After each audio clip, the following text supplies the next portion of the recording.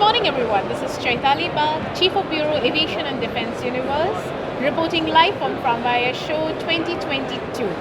And we are now at the Inzpire store. We have with us Stephen Pook, Head of Mission Training Devices, to give us a quick look at what Inzpire has got at the FIAS Show this year. Welcome, Stephen. Thank you so much for your time. So, we begin with the video asking you what is the focus of Inzpire for FIAS Show? Well, Inzpire as a company is a primarily defense training company, but my specific area of Inzpire is mission training devices, as you mentioned, which is around simulation to support training, primarily in defense, but also looking to expand into the civilian market as well.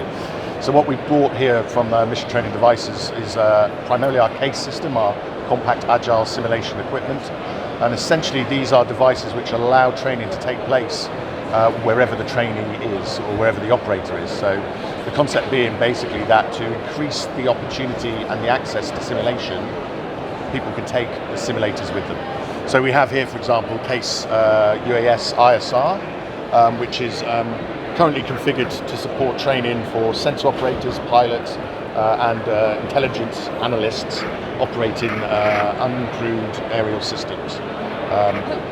As you can see, contained in essentially a ruggedized case where the name came from, but can be configured to match most operational UAS systems, either fixed wing or rotary, from medium altitude, long endurance platforms all the way down to your tactical tilt rotor type of capability, including EO/IR sensors, also potentially air-to-ground radar, LiDAR and other payloads, and weapons if your operational system has them. So that's case UAS ISR.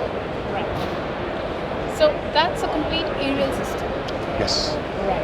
And you have here land systems as well as naval systems? Yes, so we have behind us our case joint terminal attack controller and fire support team trainer.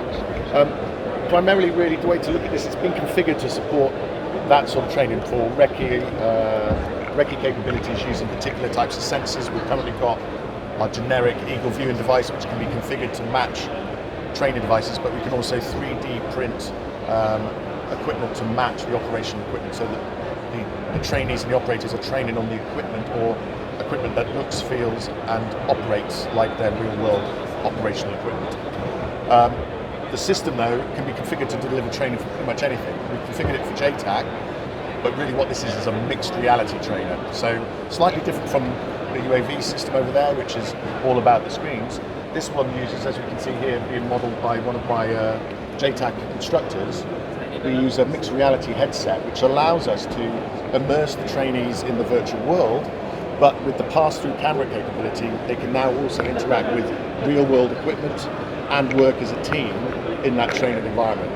We can do that with a number of ways. We're currently running it with a green screen chroma keying capability, and wherever that green screen is, that's the virtual world will be overlaying on that screen. Everywhere else, pass-through cameras allow you to see and operate the equipment you can see around you.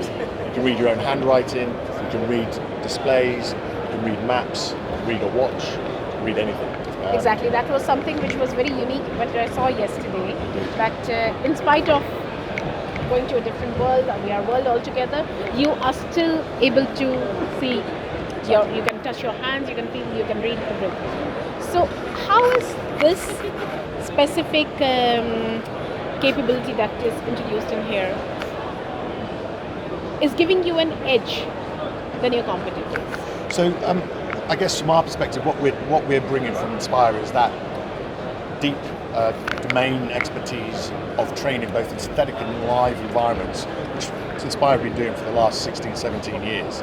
So we have SMEs across a broad range of capabilities, and we use that experience to develop these systems. So really, the systems we're using, that hardware is available pretty much anywhere. What we bring as Inzpire is that deep knowledge of how people train and operate, and we can then apply these various commercially available bits of equipment to deliver that training. And we focus 100% on the training delivery, on how we can better provide that support to make sure operators are operating at the highest level of competency and maintaining currency by deploying these systems wherever they go. Now, like for the land systems, when I saw the VR yesterday, it's actually at the battlefield. I mean, it gives a little onset of the battlefield. So now it depends on the terrain of your customer. You modify it according to them, or it is up to them to do it once you. No, so we can provide support across the board. So we've already developed new areas of terrain. We run different types of software depending on the training requirements. So again, we will configure the system to match the individual trainees or operators' requirements for training. But when it comes to terrain and things like that, most softwares now you can go anywhere in the world to operate, but you may need to generate particular areas of interest at a higher level of fidelity. And so we can support that through either our software partners or indeed some of my own in-house developers who have the necessary skills to develop terrain, which we have done for some of our customers already. So we're done with the aerial system, land system. Do you have anything to display here for the naval systems as well? For the naval systems? For the naval system, we haven't got anything specifically designed for naval systems. However, clearly the Navy and naval operators are starting to are beginning to employ UAS type systems. So that would absolutely be able to deliver training. And clearly, the Royal Marines absolutely work in this environment, and we have been demonstrating this equipment to the commandos because there is a great interest of this type of training, particularly from a recce point of view. So working in environments where they can train on their recce sensors and understand how that will input to either the headquarters, but also all of that extra information. How are we going to gather it? How do we collect it? But then how do we disseminate it? And that's what these systems can help deliver. So finally, about the Farnborough Air Show 2022 happening after 4 years, after COVID, after all the setback. How has been the show for you till now? The response from your fellow industry, from the defense sector, how has been it till now after this 4 days? It's been really good to be back. I mean, it was pretty warm at the start, so we all had to get through that together, but it's been a really good show for us.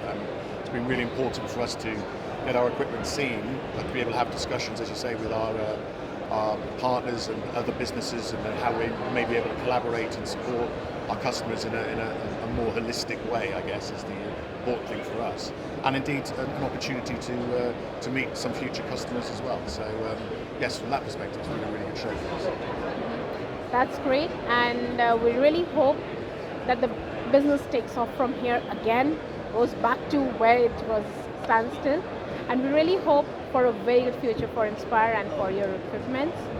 Hope to see you in other shows in the coming years. Thank you so much for your time. A pleasure. Thank you.